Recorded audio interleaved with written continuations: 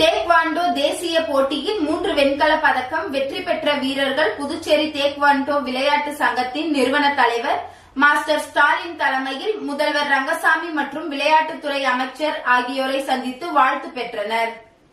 மத்திய அரசு விளையாட்டுத்துறை மூலம் அங்கீகாரம் பெற்ற டேக்வாண்டோ ஃபெடரேஷன் ஆஃப் இந்தியாவால் நடத்தப்பட்ட 38வது தேசிய சப் ஜூனியர் டேக்வாண்டோ குறுகி மற்றும் 13வது பூம்சே போட்டிகள் டிசம்பர் முதல் வாரத்தில் ஹரியானா மாநிலம் பஞ்ச்குலா மாவட்டத்தில் தேவிலால் உள் விளையாட்டு அரங்கில் நடைபெற்றது. இதில் புதுச்சேரி டேக்வாண்டோ விளையாட்டு சங்கம் சார்பாக தலைமை பயிற்சியாளர் டெக்னிக்கல் சேர்மன் பகவத் சிங் தலைமையில் பயிற்சியாளர் தஷ்ணபிரியா மற்றும் 15 மாணவ மாணவிகள் தேசிய போட்டியில் கலந்து கொண்டனர்.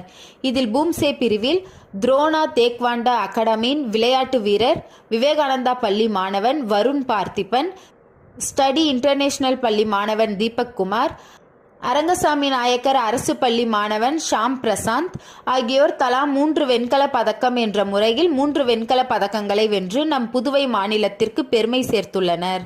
வெற்றி பெற்ற வீரர்கள் புதுச்சேரி டேக்வாண்டோ விளையாட்டு சங்கத்தின் நிறுவன தலைவர் மாஸ்டர் ஸ்டாலின் தலைமையில் முதல்வர் ரங்கசாமி மற்றும் விளையாட்டுத்துறை அமைச்சர் ஆகியோரை சந்தித்து வாழ்த்து பெற்றனர்.